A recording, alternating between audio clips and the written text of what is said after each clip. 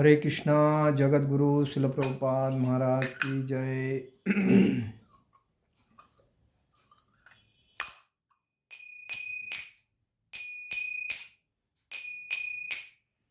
जय राधा माधव कुंज विहारी।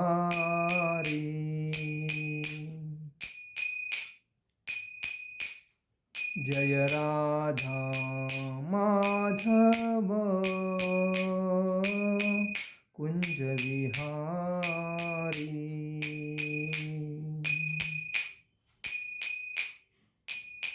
गोपीजन वल्लभ गिरिवरधारी। गोपीजन वल्लभ गिरिवरधारी। यशोदानंदन ब्रज जनरंजन। यशोदानंदन ब्रज जनरंजन। यमुना तीरावनचारी। यमुना तीरावनचारी। जय राधा माधव कुंज विहारी।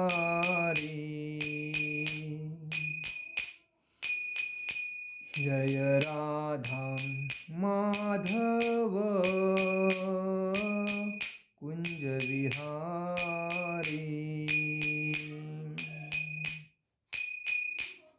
हरे कृष्णा कृष्णा कृष्णा हरे हरे। हरे राम राम राम हरे हरे। हरे कृष्णा कृष्णा कृष्णा हरे हरे। हरे राम राम राम हरे हरे। हरे कृष्णा कृष्णा कृष्णा हरे हरे। हरे राम राम राम हरे हरे। जय ओम विष्णुपाद परमहंस परिव्राजकाचार्य अष्टोत्तर शत अभय चरण अरविंद भक्ति वेदांत स्वामी शिल प्रभुपाद महाराज की जय। जय ओम विष्णुपाद परमहंस परिव्राजकाचार्य अष्टोत्तर शत शिल भक्ति सिद्धांत सरस्वती ठाकुर शिल प्रभुपाद महाराज की जय। जय ओम विष्णुपाद परमहंस परिव्राजकाचार्य अष्टोत्तर शत शिल गौर किशोर जी बाबा जी महाराज की जय। जय ओम विष्णुपाद परमहंस परिव्राजकाचार्य अष्टोत्तर शत शिल भक्ति विनोद ठाकुर जी शिल प्रभुपाद महाराज की जय। जय ओम विष्णुपाद परमहंस परिव्राजकाचार्य अष्टोत्तर शत शिल जगन्नाथ जी बाबा जी महाराज की जय। श्री रूप सनातन भट्ट रघुनाथ श्री जीव गोपाल भट्टदास रघुनाथ छठ गोस्वामी शिल प्रभुपाद महाराज की जय। नामाचार्य शिल हरिदास ठाकुर की जय। अनंत कोटि वैष्णव वृंद की जय। नामाचार्य शिल हरिदास ठाकुर की जय। प्रेम से कहो श्री कृष्ण चैतन्य प्रभु नित्यानंद श्री अद्वैत गदाधर शिवासादि गौर भक्त वृंद की जय। श्री श्री राधा कृष्ण गोप गोपीनाथ श्याम कुंड राधा कुंड गिरि गोवर्धन की जय। मथुरा वृंदावन धाम की जय। मायापुर नवदीप धाम की जय। द्वारका धाम की जय। अयोध्या धाम की जय। बद्रीनाथ धाम की जय। केदारनाथ धाम की जय। रामेश्वरम धाम की जय। जगन्नाथपुरी धाम की जय। गंगा माई की जय। यमुना माई की जय। तुलसी महारानी की जय। भक्ति देवी की जय। हरिनाम संकीर्तन की जय। समवेद भक्त वृंद की जय। समवेद भक्त वृंद की जय। समवेद भक्त वृंद की जय। श्री गुरु गौरांग की जय। निताय गौर प्रेमानंदे हरि हरि बोल। ओम नमो भगवते वासुदेवाय। ओम नमो भगवते वासुदेवाय। ओम नमो भगवते वासुदेवाय। आज के भगवत गीता के लेक्चर में आप सभी का हार्दिक स्वागत। हम लोग चर्चा कर रहे हैं भगवद गीता के 3 अध्याय में 14वें श्लोक पे। अन्ना भवन्ति भूतानि पर्जन्यादनं संभवः यज्ञा भवन्ति पर्जन्यो यज्ञकर्म समुद्भवः। अज्ञा भवन्ति भूतानि पर्जन्यादनं संभवः यज्ञा भवन्ति पर्जन्यो यज्ञकर्म समुद्भवः। अन्या भवन्ति भूतानि पर्जन्यादन्न संभवः यज्ञा भवन्ति पर्जन्यो यज्ञकर्म समुद्भवः। अन्नात म्हणजे अन्न से, भवंती म्हणजे उत्पन्न होते हैं, भूतानी भौतिक शरीर, पर्जन्यात वर्षा से, अन्न म्हणजे अन्न का संभव उत्पादन, यज्ञात यज्ञ संपन्न करने से, भवती संभव होती है, पर्जन्य वर्षा, यज्ञ का संपन्न होना, कर्म नियत कर्तव्य से, समुपधव म्हणजे उत्पन्न होता है। अनुवाद, सारे प्राणी अन्न पर आश्रित है जो वर्षा से उत्पन्न होता है। वर्षा यज्ञ संपन्न करने से उत्पन्न होती है और यज्ञ नियत कर्मों से उत्पन्न होता है। तात्पर्य शिल प्रभुपाद जी लिखते हैं, तात्पर्य में शिल प्रभुपाद महाराज की जय। भगवद गीता के महान टीकाकार शिल बलदेव विद्याभूषण इस प्रकार लिखते हैं कि जिन्होंने बलदेव विद्याभूषण ये अतिशय उत्कृष्ट मतलब टैलेंटेड पर्सन थे, भक्ति के बारे में उन्होंने अतिशय उनको ज्ञान था और उन्होंने ये कहा है, ये इंद्रियाद्यगया वसन्ति हम यज्ञ सर्वेश्वर विश्वमभ्यच्च तच्छेषमवशन्ति तेन तहेतः यात्रा संपादन्ति से संत सर्वेश्वरस्त यज्ञ पुरुष भक्ता सर्वकिल्लिक्षर अनादिकालन विदेश्वरम आत्मानुभव प्रतिबंध कौन्ते कैनिकिले पाप मुमुच्यते। वो क्या कहते हैं, ये इंद्राध्य यावस्थित यज्ञ सर्वेश्वर विष्णु मभ्यर्च तच्छे शम शांति तेन तेह यांत्रा संपादयन्ति ते संत सर्वेश्वरस्त यज्ञ पुरुषस्त भक्ता सर्व किल्मिश्वर अनादिकाल विवध्वेर आत्मानुभव प्रतिबंध कैनंखिले पाप विमुच्यते। उसका अर्थ यह है कि परमेश्वर जो यज्ञ पुरुष अथवा समस्त यज्ञों के भोक्ता कहलाते हैं, सभी देवताओं के स्वामी हैं और जिस प्रकार शरीर के अंग पूरे शरीर की सेवा करते हैं उसी तरह सारे देवता उनकी सेवा करते हैं। इंद्र, चंद्र तथा वरुण जैसे देवता भगवान द्वारा नियुक्त अधिकारी है जो सांसारिक कार्यों की देखरेख करते हैं। सारे वेद इन देवताओं को प्रसन्न करने के लिए यज्ञों का निर्देश करते हैं जिससे वे अन्न उत्पादन के लिए प्रचुर वायु देते हैं, प्रकाश देते हैं तथा जल प्रदान करते हैं। जब कृष्ण की पूजा की जाती है तो उनके अंग स्वरूप देवताओं की भी स्वतः पूजा हो जाती है। अतः देवताओं की अलग से पूजा करने की आवश्यकता नहीं होती। इसी हेतु कृष्ण भावना भावित भगवत भक्त सर्वप्रथम कृष्ण को भोजन अर्पित करते हैं और तब उसके बाद प्रसाद बल के वो खाते हैं। यह ऐसी विधि है जिससे शरीर का आध्यात्मिक पोषण होता है। ऐसा करने से न केवल शरीर के विगत पापमय कर्मफल नष्ट होते हैं अपितु शरीर प्रकृति के समस्त कल्मशों से निरापद हो जाता है। जब कोई छूती का रोग फैलता है तो इसके आक्रमण से बचने के लिए रोगानुरोधी टीका लगाया जाता है। कौन सा टीका? रोगानुरोधी।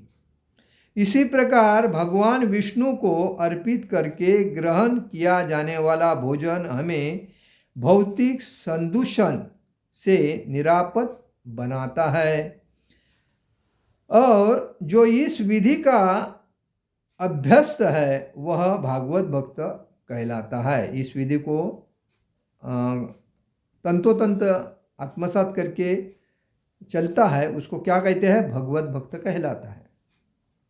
अतः कृष्ण भावना भावित व्यक्ति जो केवल कृष्ण को अर्पित किया गया भोजन करता है वह उन समस्त विगत भौतिक दूषणों के फलों का सामना करने में समर्थ होता है। मतलब जो भगवान का भक्त है वही जो आत्म साक्षात्कार के मार्ग में बाधक बनते हैं। इसके विपरीत जो ऐसा नहीं करता वह अपने पापपूर्ण कर्म को बढ़ाता रहता है, जिससे उसे सारे पाप फलों को भोगने के लिए अगला शरीर कुकरों सुकरों के समान मिलता है। यह भौतिक जगत नाना कल्मशों से पूर्ण है, और जो भी भगवान के प्रसाद को ग्रहण करके उनसे निरापद हो लेता है वह उनके आक्रमण से बच जाता है। किंतु जो ऐसा नहीं करता वो कल्मश का लक्ष्य बनता है। अन्न अथवा शाक वास्तव में खाद्य है। मनुष्य विभिन्न प्रकार के अन्न, शाक, फल आदि खाते हैं, जबकि पशु इन पदार्थों के उच्छिष्ट को खाते हैं। जो मनुष्य मांस खाने के अभ्यस्त है उन्हें भी शाक के उत्पादन पर निर्भर रहना पड़ता है, क्योंकि पशु शाक ही खाते हैं। अतएव हमें अंततोगत्वा खेतों के उत्पादन पर ही आश्रित रहना है, बड़ी बड़ी फैक्ट्रियों के उत्पादन पर नहीं। खेतों का यह उत्पादन आकाश से होने वाली प्रचुर वर्षा पर निर्भर करता है, और ऐसी वर्षा इंद्र, सूर्य, चंद्र आदि देवताओं के द्वारा नियंत्रित होती है। ये देवता भगवान के दास हैं। भगवान को यज्ञों के द्वारा संतुष्ट रखा जाता है। अतः जो इन यज्ञों को संपन्न नहीं करता उसे अभाव का सामना करना होगा। यही प्रकृति का नियम है। अतः भोजन के अभाव से बचने के लिए यज्ञ और विशेष रूप से इस युग के लिए संस्तुत संकीर्तन यज्ञ संपन्न करना चाहिए। ओम अज्ञानतिमिरान्धस्य ज्ञानाञ्जनशलाकया चक्षुरुन्मीलितेन तस्मै श्रीगुरुवे नमः। श्रीचैतन्यमनोभीष्टं स्थापितं येन भूतले स्वयं रूपकदा मह्यं ददाति स्वपदान्तिकं।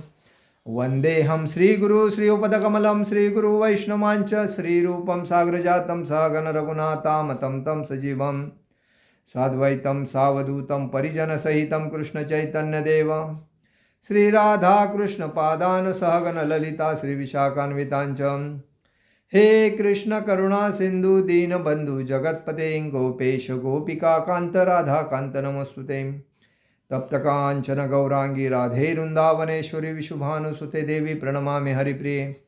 वाञ्छाकल्पतरुभ्यश्च कृपा सिंधु एवच पतितानां पावनेभ्यो वैष्णवेभ्यो नमो नमः। नमो ब्राह्मण देवाय गो ब्राह्मण हिताय च जगद्हिताय कृष्णाय गोविंदाय नमो नमः।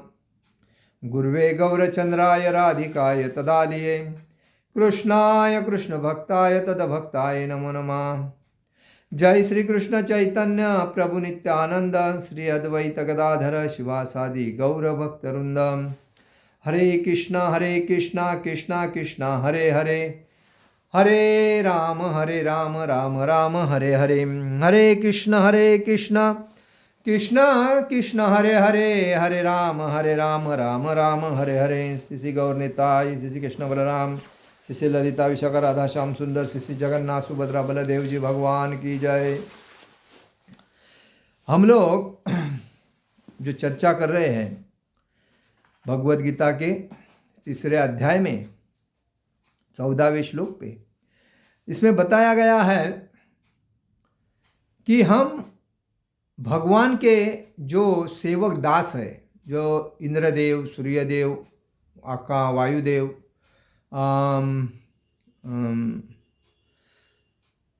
मतलब ये हमें सूर्यदेव प्रकाश देता है, इंद्रदेव बारिश देता है, वायुदेव हमें हवा देता है, धरती माता हमें संपूर्ण अन्न प्रखुर मात्रा में उत्पादन करके देती है इन्हीं के वजह से। और ये सब भगवान के दास है। अभी भगवान, जब हम कभी भी याद रखना चाहिए कि हम जो भी कुछ करते हैं तो हमें किससे मिला है, ये पहला ध्यान रखना चाहिए। पहला मिला है भगवान के थ्रू से। अगर भगवान ने बनाया नहीं होता तो हमें ये मिलता ही नहीं था। और इसीलिए हमारा पहला फर्ज क्या होता है कि हम जो भी चीज़ लाते हैं तो समर्पित प्रथम भगवान को करना चाहिए। अभी कोई भी घर में प्रसाद बनता है तो वो प्रसाद बनने के बाद हमारा फर्ज क्या है कि पहले भगवान को ऑफर करो। तुलसी पत्र डाले बिना भगवान ऑफर स्वीकार नहीं करते, इसीलिए हर पदार्थ में, लेकिन वो पदार्थ मांस युक्त नहीं होना चाहिए, मछली युक्त नहीं होना चाहिए, ऐसा मतलब तामसी नहीं होना चाहिए और रजो नहीं होना चाहिए, सात्विक होना चाहिए। सात्विक जैसा कि राइस, दाल, सब्जी, शाक, दूध युक्त पदार्थ। एक दूध में कितने पदार्थ होते हैं? एक दूध में दही होता है, छाछ होता है,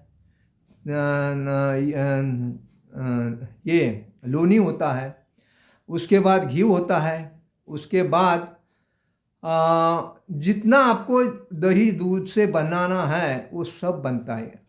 पनीर होता है।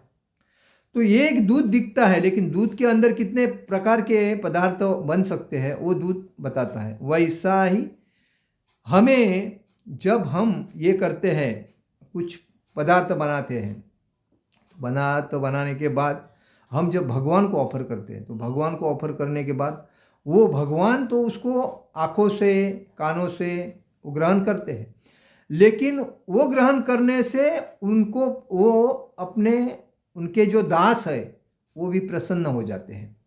तो इसीलिए कहा जाता है पेड़ के बूंद को या फांदी को या पत्ते को या फल को पानी देने से हम लोग क्या सोचते हैं, पेड़ को पानी ऊपर से देगा तो चलेगा, ऊपर पत्ता है, पेड़ के फांदी है, फल है, उसको पानी देगा तो पेड़ को मिल जाएगा। लेकिन ये गलत है। पेड़ के बूंद को अगर हम पानी देते हैं तो बूंद में पानी गया हुआ पानी पेड़ के अंदर से उसके हर जो फांदी है, ब्रांच है, उसको जाएगा, उसके बाद हर फल तक जाएगा, पत्ते तक जाएगा और नए नए जो अंकुर आते हैं उस तक जाएगा। तो इसीलिए कभी भी हम पानी देते हैं तो किसको देना चाहिए? जड़ को देना चाहिए, मूल को देना चाहिए। तो वैसा ही इस सृष्टि में हम देवता की पूजा करते हैं, जैसा कि सूर्य की पूजा करते हैं, चंद्र की पूजा करते हैं, इंद्र की पूजा करते हैं, बराबर। और भी गणपति की पूजा, भगवान शिव जी की पूजा, ब्रह्मा जी की पूजा, ऐसे अलग अलग देवता, 33 कोटि देवता है। 33 कोटि मीन 33 प्रकार के देवता। कोटि मीन्स प्रकार। तो 33 कोटि देवता की हम पूजा करते हैं। तो उस देवता की पूजा करने से बजाय एक ही भगवान कृष्ण की, अगर राधा कृष्ण की हम पूजा करते हैं तो उसके माध्यम से सर्व देवता की पूजा हो जाती है। और इसीलिए कहा जाता है कि सारे प्राणी अन्न पर आश्रित है। जो वर्षा से उत्पन्न होता है, क्योंकि बारिश नहीं होगा तो अन्न उत्पन्न नहीं होगा। वर्षा किससे होती है? जब होम हवन करते हैं लोग, तभी इंद्रदेव प्रसन्न हो जाते हैं तो वर्षा करते हैं। तो वर्षा यज्ञ से संपन्न करने से होती है और यज्ञ नियत कर्मों से। तो आपके कर्म, आप जो कर्तव्य कर रहे हैं तो योग्य कर्तव्य करना चाहिए, गलत कर्तव्य नहीं। मतलब धर्म के अनुसार जो चलता है यो योग्य है, अधर्म के अनुसार जो चलता है अधर्म है। मतलब आज जो समाज में 85% लोग जो है अधर्म के रास्ते पे चलते हैं और अधर्म के रास्ते से चलने से उनको हमेशा तकलीफ सहनी पड़ती है। लेकिन जो भक्ति मार्ग में दृढ़ है, भक्ति कर रहे हैं, कोई भक्ति का बिजनेस करके पैसा कमा रहा है, भक्ति में भी बिजनेस कर रहे हैं लोग। कथा देते हैं और कथा में 50 लाख, 1 करोड़, 1.5 करोड़ ऐसी अमाउंट लेते हैं, वो तो बिजनेस हो गया कथा का। भगवान बोलते वही अपेक्षा नहीं करके जो धर्म प्रचार करता है वो सही है। अभी हम अपेक्षा करते हैं मुझे इतना मिलने के बाद ही मैं कथा करूँगा, नहीं तो मैं नहीं करूँगा, तो ये समाज में प्रचार का काम नहीं हुआ। ये तो स्वार्थ, अपना स्वार्थ, इंद्रिय स्वार्थ हो गया, इंद्रिय को तृप्ति करने का एक पैसा कमाने का जरिया हो गया। तो ये भगवान के साथ बिजनेस हो जाता है। भगवान बोलते हैं ये तो बिजनेस है, क्योंकि इससे मैं किसी भक्त को प्रसन्न नहीं होता। ठीक है, जैसा कि गवर्नमेंट का एक पोस्ट ऑफिस है और डिलीवरी सर्विस है, कोई मतलब पार्सल सर्विस दूसरे भी करते हैं, तो गवर्नमेंट की जो सर्विस होती है वो तो परफेक्ट हो जाती है, लेकिन जो प्राइवेट की सर्विस होती है वो गवर्नमेंट को डैमेज करने के लिए वो करते हैं, लेकिन उनको भी उस बेसिस पे चलना पड़ता है, ना तो नाम खराब होएगा। गवर्नमेंट का क्या है, अभी पोस्ट ऑफिस कैसा है, लोगों की विश्वासार्हता है, क्योंकि उसमें गया हुआ जो पोस्ट किया हुआ कोई भी लगेज रहे या कुछ भी है, पार्सल रहे, वो तो हमका जाएगा ही जाएगा। लेकिन प्राइवेट का बोल नहीं सकता है, कभी कुछ क्रैश होगा, कुछ क्या होगा, तो मिलता नहीं लोगों को। तो इसीलिए लोग ज़्यादा पोस्ट के ऊपर ज़्यादा भरोसा करते हैं, लेकिन फिर भी लोग प्राइवेट पे चलते हैं, क्योंकि प्राइवेट करने के वजह से जल्दी मिलता है, वो एडवर्टाइज करते हैं दूसरे की। तो कहने का मतलब है कि हमें सही रास्ते से चलना चाहिए। और सही रास्ते से कौन चलता है, जिसको बचपन से सही रास्ता बताया गया है, माँ बाप के जिसके ऊपर अच्छे संस्कार है, उनके घर में भक्ति का वातावरण है, हाँ, तो उसके ऊपर संस्कार अच्छे होने से वो अच्छा काम अच्छा भक्ति करता है। नहीं तो फिर भक्ति के नाम पे वो लोग अलग अलग कमेंट्स करते रहते हैं। हाँ, ये बात है। तो भगवद गीता के महान टीकाकार श्रील बलदेव विद्याभूषण ये अतिशय उत्कृष्ट ज्ञानी थे, और उन्होंने भक्ति में सभी को परास्त किया था। उनकी बहुत सी कथाएं हैं। तो उन्होंने ये बताया था, ये इंद्राध्यगन यावस्थितम यज्ञ सर्वेश्वरम विष्णुमभरचर्यस्तस्येम पश्यन्ति तेन तहेत यात्राम संपादयन्ति ते संत सर्वेश्वरस्त यज्ञ पुरुषस्त भक्ता सर्वं किलिम्बिंशेर अनादिकाल विवृद्धेर आत्मानुभव प्रतिबंधक कैनिंखिलय पापे विमुच्यते। परमेश्वर जो यज्ञ पुरुष अथवा समस्त यज्ञों के भोक्ता कहलाते हैं, सभी देवताओं के स्वामी हैं।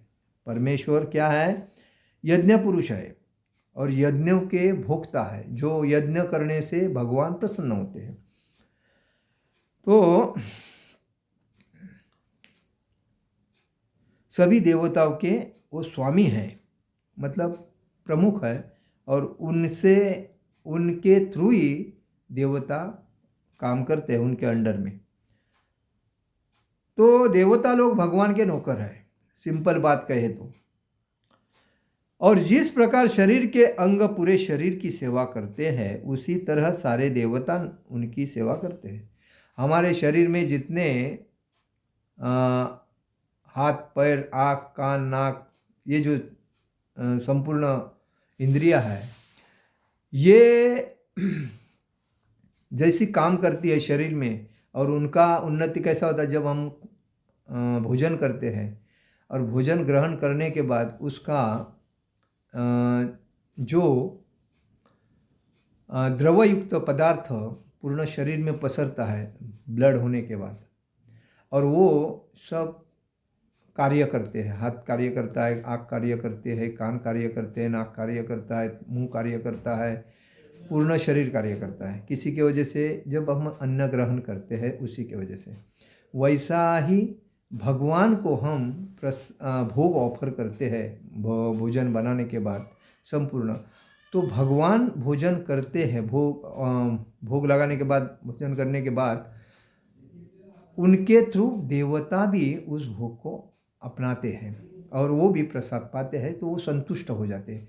और यज्ञ करने से वो लोग, देवता लोग प्रसन्न हो जाते हैं, और प्रसन्न हो जाने के वजह से हमें प्रचुर मात्रा में बारिश, वर्षा होती है, और वर्षा होने के वजह से हम खेतीबाड़ी, अन्न धान्य का उत्पादन करते हैं। जैसा कि जब भी पानी नहीं बरसता है, पानी कैसा बरसता है, जब हम लोग पानी को यूज़ करते हैं, वो पानी नाली में जाता है, नाली से वो नदी में जाता है, नदी से वो समुंदर को मिलता है, समुंदर में जाने के बाद वो पानी समुंदर के जो घाड़ रहती है, बड़ी बड़ी लाट रहती है, उससे बाष्पीभवन होने के बाद वो बाष्प जो होता है वो आकाश में जाता है, और आकाश में जाके उसके ढग बनते हैं, और ढग होने के बाद वो कालांतर में उसका जो टाइम होता है बारिश का, उस टाइम बारिश ऊपर से गिरता है। तो ये सर्कुलेशन है, और सर्कुलेशन से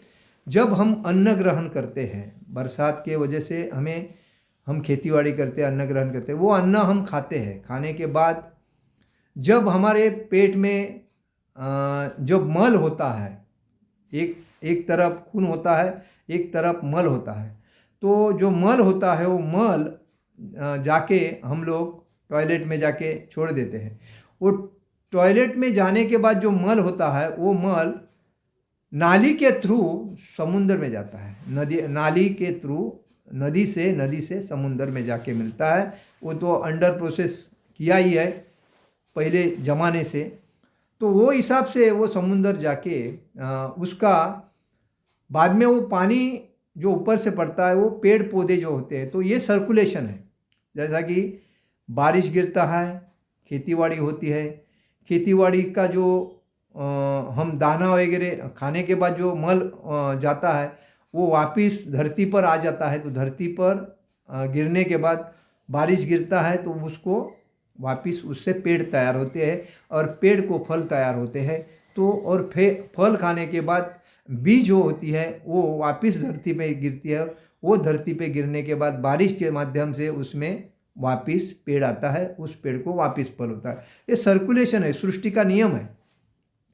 सृष्टि का नियम है, जो फेंका है उसको उत्पन्न करना है। इसीलिए देखो, कोई भी हम जैसा कि नारियल है, एक नारियल का पेड़ लगाता है, वो नारियल एक आदमी को, पूरे परिवार को पोषता है। उसका एग्जाम्पल दिया जाए तो जब एक नारियल हम लगाते हैं तो वो नारियल 7-8 साल तक उसकी अच्छी तरह मेहनत करनी पड़ती है, और मेहनत करने के बाद वो 8 साल के बाद नारियल देना शुरू करता है। और नारियल देता है तो उसको खत पानी अगर हम अच्छी तरह देते हैं तो वो नारियल एक पेड़ बोलते हैं उसको, मतलब उसका एक घोष रहता है, उस घोष में 30, 40, 50 ऐसे नारियल होते हैं। ऐसे 4-5 प्रकार होते हैं, एक साइड, 2 साइड, 3 साइड, 4-5 साइड। ये 5 साइड में 50-50 नारियल के अगर घोष लगते हैं तो वो व्यक्ति उसको बेच के अपना चरित्र चलाता है। जैसा खेती करने वाला शेतकरी खेती करता है बैल को लेके और बुल को लेके, और उसके बाद उसमें मेहनत करके जब वो उसका पीक बनता है तो पीक को वो अपने लिए रखता है, और बाद में वो बेच के वो पैसा लेता है। तो यही परिवर्तन, ये किसके ऊपर डिपेंड करता है? संपूर्ण भगवान के ऊपर डिपेंड करता है। जब हम भगवान को यज्ञ के माध्यम से अगर खुश नहीं करेंगे तो हम हमेशा पापी है, हम हमेशा टेंशन में जिएंगे। आज जिधर जिधर बारिश नहीं गिरता, इसका वजह क्या है? इसका वजह यह है कि वो लोग यज्ञ नहीं करके इंद्रदेव या देवताओं के, भगवान के देवताओं जो है नौकर, भगवान के नौकर, उनको प्रसन्न नहीं करते, और इस वजह से उधर बारिश नहीं होती। तो ये मुख्य बात है। और जिधर जिधर बारिश का पानी है उधर देखो खेतीबाड़ी कैसी सुजलाम सुफलाम है।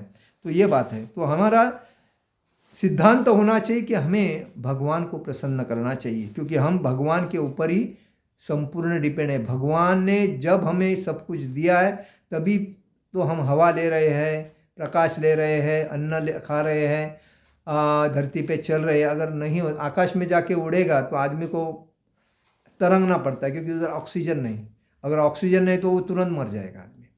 तो इधर हवा भगवान ने दिया है। तो हमको हर दिन उठने के बाद, सुबह उठने के बाद भगवान के आभार मानना चाहिए, क्योंकि भगवान आप ही के वजह से हम जिंदा है, नहीं तो कब के निकल जाते हैं। तो ये बात है। उसी तरह सारे देवता उनकी सेवा करते हैं भगवान की। इंद्र, चंद्र तथा वरुण देवता भगवान द्वारा नियुक्त अधिकारी है। ये अधिकारी है जो सांसारिक कार्यों की देखरेख करते हैं। मतलब संसार में जितना कुछ लगता है उसकी देखरेख कौन करते हैं? देवता करते हैं। सारे वेद इन देवताओं के प्रसन्न करने के लिए यज्ञों का निर्देश करते हैं। वेदों में क्या लिखा है कि देवता और भगवान को प्रसन्न करना कैसा चाहिए, उसी के बारे में दिया है। और जब भक्ति में आदमी दृढ़ तभी होता है कि भगवान के बारे में ज़्यादा सुनता है, ज़्यादा उनका नाम जप करता है, ज़्यादा लीला के बारे में बात करता है, भगवान के बारे में बात करके भगवान के लिए सब कुछ करता है। वो घर कभी दुख नहीं भोगता, वो तो आनंद ही आनंद रहता है। क्यों? उसमें हमेशा भगवान के नाम का उच्चारण होता है ना, इसीलिए।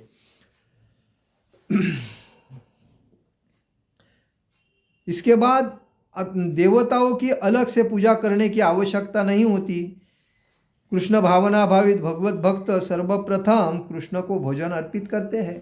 भगवान के जो भक्त है, कृष्ण भक्त, वो प्रथमतः कभी भी भगवान को अर्पण किए बिना बाहर से जब सामान लेके आते हैं, फ्रूट, सब्जी या कोई पदार्थ भगवान के लिए बनाने के लिए, तो प्रथम उसको वॉश करते हैं, धोते हैं। धोने के बाद वो जो भोजन बनाने का जो प्रक्रिया है उसमें वो यूज़ करने के बाद जो जो पदार्थ बनते हैं वो सब एक थाली में लेकर भगवान को प्रथमतः अलग अलग प्रकार बना के भगवान को भोग लगाते हैं, तुलसी पत्र डाल के। तो भगवान को 15 मिनट मंत्रयुक्त ऑफर करने के बाद भगवान ने प्रसन्नता से ग्रहण करने के बाद वो प्रसाद बन के भक्त खाते हैं। अदरवाइज ऐसा ही खाया तो वो पाप है। और ये पाप खाने से आदमी को जीवन में तकलीफ, बीमारी, अपयश, संसार में पति पत्नी के रिश्ते में तकलीफ, माता पिता और उसके बेटे के जीवन में तकलीफ होता रहेगा। घर सुख शांति के लिए हमें हमेशा भगवान को प्रसन्न करना है। आज देखिए हमारे घर में एक कुल देवता रहती है, और कुल देवता रहती है, और हमारा मुख्य पालन पोषण करने वाला कौन है? जिन्हें हमें जन्म दिया है वो पिता होता है। तो वैसा पिता का पहला सम्मान करना जरूरी है, माता पिता का। माता ने 9 महीना अपने कोख में रख के हमें पालन पोषण करके भगवान ने अंदर ही हमें ज्ञान दिया कि बाहर जाके भक्ति करना, लेकिन हम माया के जाल में भक्ति नहीं करते हैं। तो कहने का मतलब है माँ के हम अतिशय ऋणी हैं, क्योंकि वो 9 महीने हमें कोख में रखती है। पिता के हम अतिशय ऋणी हैं कि उसने अपने शक्ति के बीज का माता के गर्भ में बीज डाल के जो हमें इस सृष्टि बताया, इसलिए माता पिता के हम बहुत ऋणी हैं। उसके बाद पिता अगर माँ के गर्भ में अगर बीज नहीं डालता तो हमारी उत्पत्ति क्या होती? हम कोई, देखिए इस संसार में ये समझना चाहिए, आज लोग एंजॉय करके अलग अलग स्त्रियों से भोग करते हैं। वो मूर्ख लोग, इतने महामूर्ख लोग हैं कि उनको ये नहीं समझता है एक पुरुष के शरीर में जो वीर्य होता है, वो वीर्य उसके खून के 40 खून के ब्लड के माध्यम से एक वीर्य का बुन बनता है, और उसको बी कहलाते हैं। और वो बी जब माँ के गर्भ में डाली जाती है पिताजी के माध्यम से, तो वो भी उसको ऑटोमेटिकली परिवर्तन होके भगवान की करनी से, मतलब भगवान की क्रियाकर्मी से वो 9 महीने तक उसको सब कुछ तैयार हो जाता है। वो पिता के माँ के गर्भ में डाले हुए बीज के माध्यम से। अगर ये कोई जो पुरुष अलग अलग स्त्री के साथ जो संबंध करते हैं, उस संबंध में उनकी शक्ति कितनी वेस्टेज गवाते हैं। मतलब जैसा कि हम जो फल खाते हैं उस फल को किधर हम लगाते हैं तो उसका पेड़ तैयार होता है, धरती माता उसको पेड़ बनाती है। वैसा ही जो व्यक्ति अलग अलग स्त्री के साथ 5 मिनट के लिए जो आनंद का महसूस करते हैं वो अतिशय महामूर्ख है, क्योंकि वो नरक में जाने का काम कर रहे हैं। तो ये उनको समझना चाहिए, क्योंकि वो जो शक्ति उनकी जो है वो जवानी में वेस्टेज कर रहे हैं।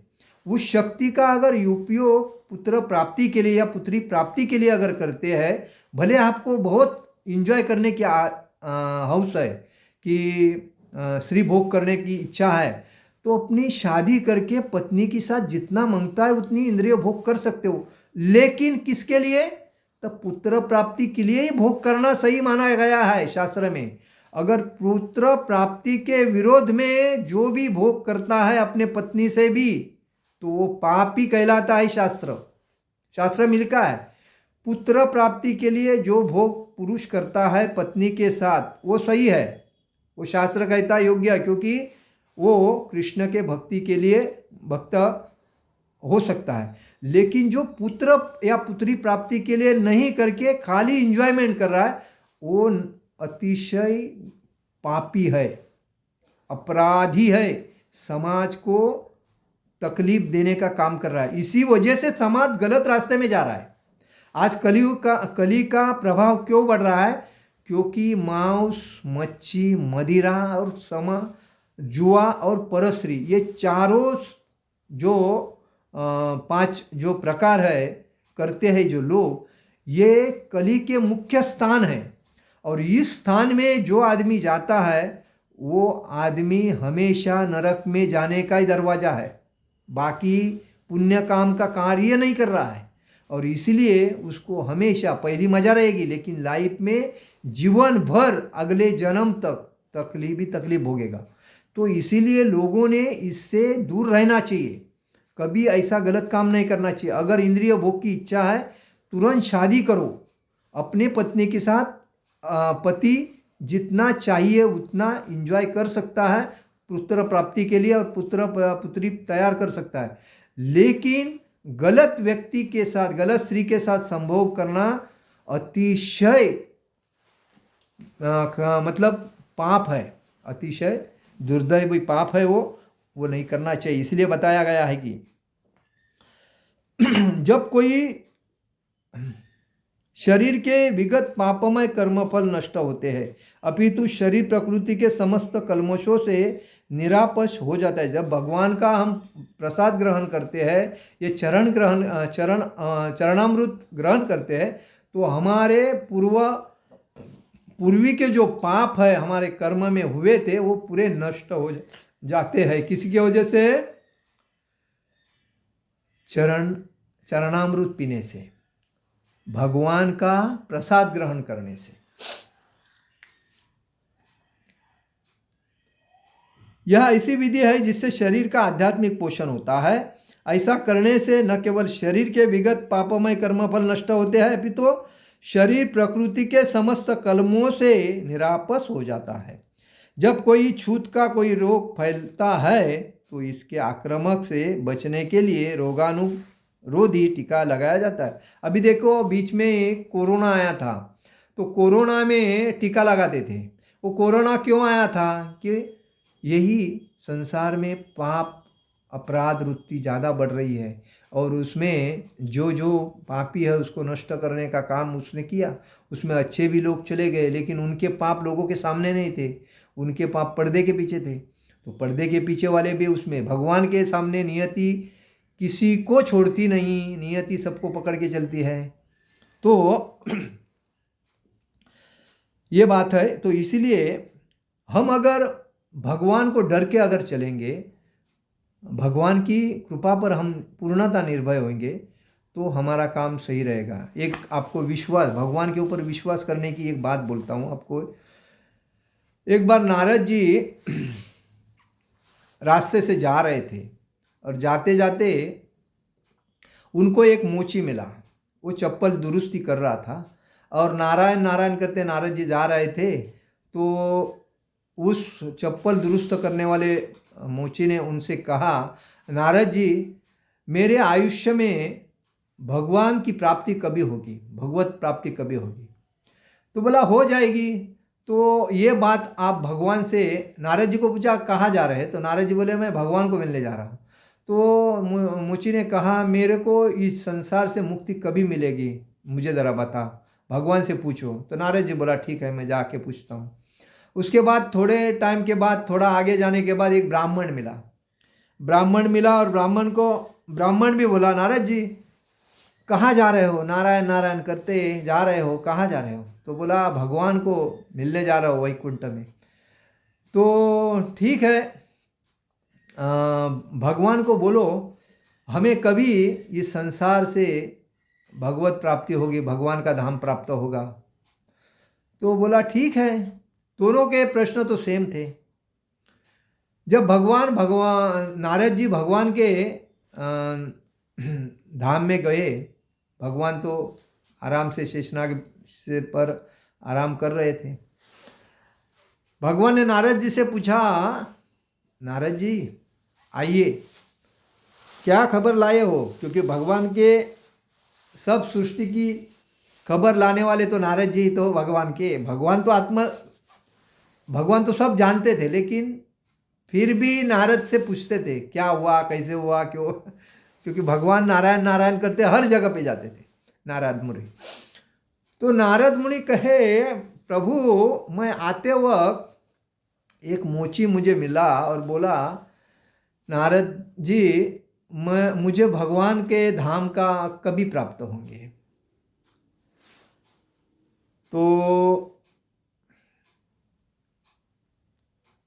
और दूसरा एक ब्राह्मण मुझे मिला आगे जाके, वो बोलते हैं मुझे भगवान के धाम में कभी प्राप्त होंगे। दोनों का प्रश्न सेम है।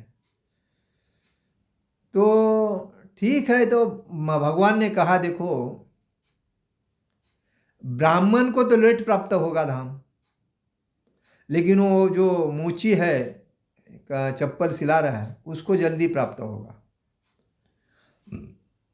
तो ठीक है, दोनों को जाने के टाइम पे बोलो, अगर वो पूछेंगे आपको भगवान क्या कर रहे थे आप जाने के बाद, तो बोलो भगवान सुई के वो बारीक होल से हत्ती को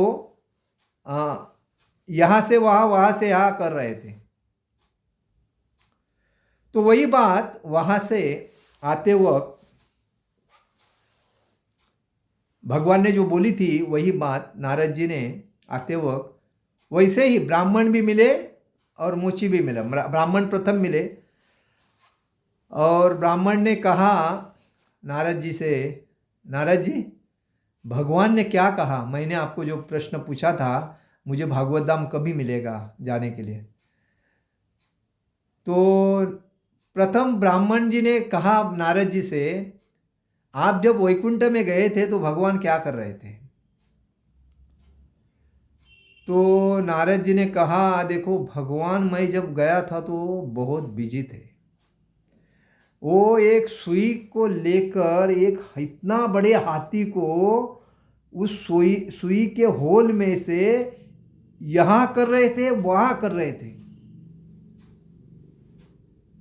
ब्राह्मण बोला क्या बात कर रहे हो नारद जी, ऐसा हो ही नहीं सकता। इतना बड़ा हाथी और इतने छोटे से सुई के होल में कैसे आना जाना हो जाएगा? कुछ भी बोलते हो, ऐसा हो ही नहीं सकता, मेरा विश्वास नहीं उस पर। ठीक है, वही बात नारद जी आगे जाके चले और तब तक वो मोची मिला। मोची को नारद जी ने कहा कैसे हो? बोला नारद मुनि जी भगवान आप जब गए थे तब भगवान क्या कर रहे थे वैकुंठ में? बोला मैं जब गया था वहाँ तो भगवान एक सुई ऐसी पकड़ी थी और सुई का जो होल रहता है, इस होल के अंदर बड़े बड़े हत्ती को यहाँ से वहाँ, वहाँ से यहाँ कर रहे थे। क्या बात कर रहे हैं? हाँ, तो मोची करने बोलने लगा, भगवान है, भगवान है तो कुछ भी कर सकते हैं। हत्ती क्या, और भी उससे बड़ा भी हो जाएगा तो भी वो होल से निकाल सकते हैं। कोई बड़ी बात उनके लिए तो नहीं है। तो आप कैसा विश्वास करते हैं? नारद जी ने कहा, बोला जिस पेड़ को एक फल लगता है उस फल में अनेक बिया रहती है, और वो अनेक बिया रहने के वजह से वो एक बी अगर हम लोग लगाते हैं तो उस बी से पौधा बनता है, पौधे से पेड़ बनता है, और पेड़ बनने के बाद उस पेड़ को कितने फल लगते हैं कि नहीं? वो बी, जो फल के अंदर जो बी है, तो फल के अंदर इतने कितने 10-12 बी रहेंगे या 25-30 बी रहेंगे, तो इसका मतलब वो एक फल के अंदर 25-30 पेड़ है, और उस पेड़ को, एक पेड़ को हजारों फल लग सकते हैं। इतनी उसमें क्षमता रहती है उसकी, अगर मेहनत अच्छी करने की वजह से। तो भगवान को कोई असंभव नहीं है, भगवान तो हर कण कण में है। तो भगवान ये सुई का जो होल है, छोटा सा नो, तो उससे तो हाथी को आराम से निकाल सकते हैं, मेरे को विश्वास है। तो नारद जी आश्चर्य हो गए, बोला प्रभु आपने सही कहा कि ब्राह्मण का विश्वास भगवान के ऊपर नहीं है, लेकिन मोची का विश्वास भगवान के ऊपर है। तभी तो आपने कहा ये मोची जल्दी आ जाएगा भागवत धाम। तो मोची ने कहा कभी फिर मेरे को भगवान का धाम मिलेगा? अब बोला आपको तो तुरंत मिल जाएगा, आपको टाइम नहीं लगेगा, क्योंकि आपका दृढ़ विश्वास है भगवान के ऊपर। लेकिन बाकी जिसका विश्वास नहीं है उसको इधर धरती में, संसार में तड़पते रहना है, पुनर्जन्म पुनर्स्मरण पुनर्जन्म पुनर्स्मरण। तो ये बात है। तो विश्वास सबसे बड़ा है। तो यही बात हमें समझनी चाहिए। हम जब भगवान के ऊपर विश्वास ही नहीं करते हैं, भगवान को दिल से, मन से, अपने हृदय से जब प्रेम नहीं करते, भक्ति नहीं करते, तो कैसे हमें भगवान का धाम प्राप्त होगा? ये मुख्य स्थिति है। तो कहने का मतलब है, तो इसके विपरीत जो ऐसा नहीं करता वह अपने पापपूर्ण कर्म को बढ़ाता रहता है। जब भगवान के ऊपर भरोसा नहीं, अपने मन से एंजॉय कर रहा है, मौज मजा कर रहा है, ये उनको लगता है कि अरे ये जीवन मिला एंजॉय करने के लिए, करो एंजॉय, अगला जन्म किसने देखा है? वो आदमी क्या करता है? पाप पूर्ण कर्म को बढ़ावा देता है, जिससे उसे सारे पाप फलों को भोगने के लिए अगला शरीर कुकरो सुकरो, मतलब डुक्कर का, कीचड़ खाने वाले ऐसा सामान मिलता है। यह भौतिक जगत नाना कल्मशों से पूर्ण है, और जो भी भगवान के प्रसाद को ग्रहण करके उनसे निरापद हो लेता है वह उनके आक्रमण से बच जाता है। मतलब जो भगवान के प्रसाद को ग्रहण करता है वो उस तकलीफ से आराम से बच जाता है। अन्यथा शाक वास्तव में खाद्य है। पाले भाजी खाना चाहिए, दूध युक्त पदार्थ खाने चाहिए, दाल राइस सब्जी खाना चाहिए, फ्रूट फल खाना चाहिए, मांस नहीं खाना चाहिए, मच्छी नहीं खाना चाहिए, दारू नहीं पीना चाहिए, सिगरेट बीड़ी नहीं पीना चाहिए, शराब नहीं पीना चाहिए, परस्त्री संभोग नहीं करना चाहिए, जुआ तो नहीं खेलना चाहिए। ये सब नियम है। डांस बार में नहीं जाना चाहिए, पब में नहीं जाना चाहिए, ये सब नियम है। मनुष्य विभिन्न प्रकार के अन्न, शाक, फल आदि खाते हैं, जबकि पशु इन पदार्थों के उच्छिष्ट को खाते हैं। पशु क्या खाते हैं? ये भगवान का प्रसाद मनुष्य खाता है, और मनुष्य ने जो मल वगैरह डाले जाते हैं उसको पशु खाते हैं। जो मनुष्य मांस खाने के अभ्यस्त है उन्हें भी शाक के उत्पादन पर निर्भर करना चाहिए। जो मांस खाते हैं उन्होंने हमेशा अपना जो मांस खाने का इच्छा छोड़ना चाहिए, मदिरा पीने का इच्छा छोड़ना चाहिए, और पाले भाजी फ्रूट वगैरह सब्जी युक्त सात्विक भोजन खाना चाहिए। क्योंकि पशु शाक ही खाते हैं। पशु क्या करते हैं? पशु पक्षी ये मांस नहीं खाते हैं। पशु पक्षी जो है वो गवत खाते हैं, हरा भरा गवत खाते हैं, पाला खाते हैं। लेकिन जानवर जो होता है वो मांस खाता है। जैसा शेर है, कुत्ता है, बिल्ली है। बिल्ली देखो चूहे के मार के खा देगी। तो कुत्ता है देखो मांस को, आदमी का भी मांस खाएगा, जानवर का भी खाएगा। वाघ सिंह ये जो है ये छोटे छोटे जानवर को मार के खाएंगे। तो उसमें है पशु जो होता है, पक्षी जो होता है वो फ्रूट खाएगा, पेड़ के ऊपर लगा हुआ, किधर भी छोटे छोटे बड़े बड़े ऐसा। तो अतएव हमें अंततो गत्वा खेतों के उत्पादन पर ही आश्रित रहना चाहिए, बड़ी बड़ी फैक्ट्रियों के उत्पादन पर नहीं। बड़े बड़े फैक्ट्री डालते हैं लोग पैसा कमाने के लिए, तो उसके ऊपर हमें आश्रित नहीं रहना चाहिए। उन्होंने ये अभी जो चटमट जो खाने को मिलता है ना पैकिंग युक्त, ये तो हमें बीमारी करता है। हम बच्चों के हाथ में देते हैं, बच्चा बोलता है मेरे को ये ही चाहिए, मेरे को, हम उसको रोकना चाहिए। हमें उसको चपाती सब्जी देना चाहिए, राइस के बनाया हुआ पोहा देना चाहिए, इडली वगैरह देना चाहिए। ये जो हम घर में बनाते वो देना चाहिए। बाहर जो भी रेडीमेड मिल रहा है वो खाना बेकार है, क्योंकि उससे हमारे शरीर का यकृत खराब हो जाता है, जो पचन क्रिया है वो खराब होती है। बच्चे का नाजुक शरीर होता है वो तो और भी खराब हो जाती है। और इसीलिए बाहर का कुछ भी खाना नहीं चाहिए। घर में बना के आराम से भगवान को भोग करके वही ग्रहण करना चाहिए, जो हमारा आरोग्य चांगला रहेगा, बुद्धि शरीर अच्छा रहेगा तो बुद्धि अच्छी रहेगी। बुद्धि अच्छी रहेगी तो विवेक बनेगा, विवेक बनेगा तो हम तेज रहेंगे, तेज रहेंगे तो शरीर में कोई भी अयोग्य शक्ति, अयोग्य प्रवेश नहीं करेगा। और इसीलिए खेतों का यह उत्पादन आकाश से होने वाली प्रचुर वर्षा पर निर्भर करता है, और ऐसी वर्षा इंद्र, सूर्य, चंद्र आदि देवताओं के द्वारा ही नियंत्रित होती है।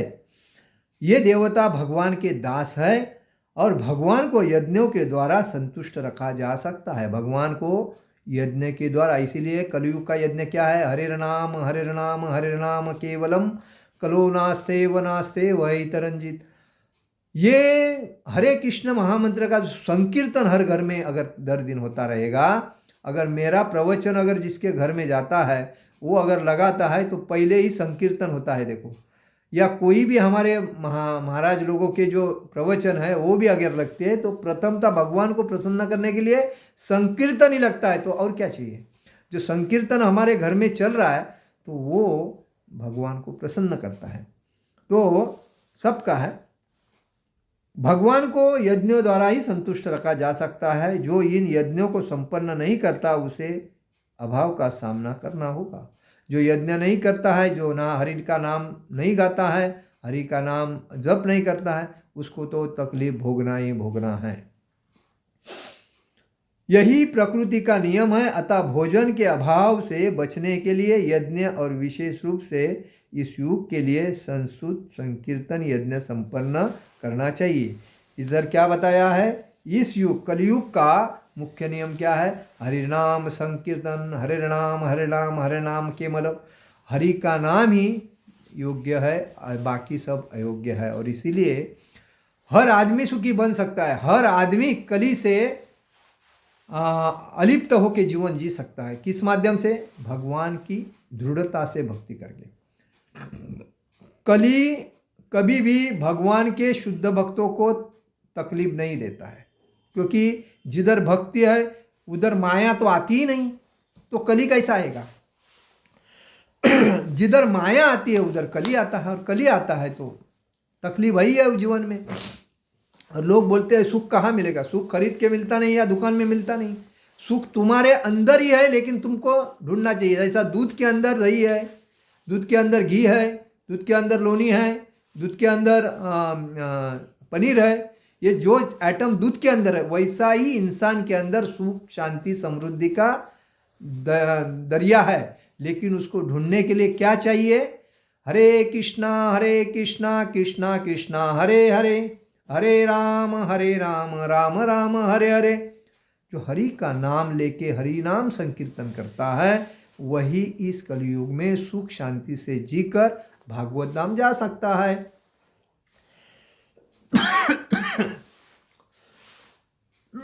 ये स्पष्ट ग्रंथों में बताया है, हम उसका आपको ओपन करके प्रचार में बता रहे हैं। उसका आप फायदा ले सकते हैं, दूसरों को भी फायदा दिला सकते हैं। हमारे वीडियो जो आते हैं वो आप अपने अपने मित्रों को, अपने परिवार को, अपने हितचिंतकों को शेयर करो। कम से कम उनकी बुद्धि ओपन हो गई तो ठीक है, नहीं तो फिर वो कभी भी अपने को जो ज्ञान है वो दूसरे को देना चाहिए। अपना ज्ञान अपने पास नहीं रखना चाहिए, ये समाज का मुख्य कार्य है। पहले ज़माने में जो वैद्य रहते थे अपना वैद्य सबको बताते थे, और जब सबको बताते थे तो कोई बीमार होता है तो उसके घर में एक वैद्य तैयार रहता था, तभी डॉक्टर नहीं थे।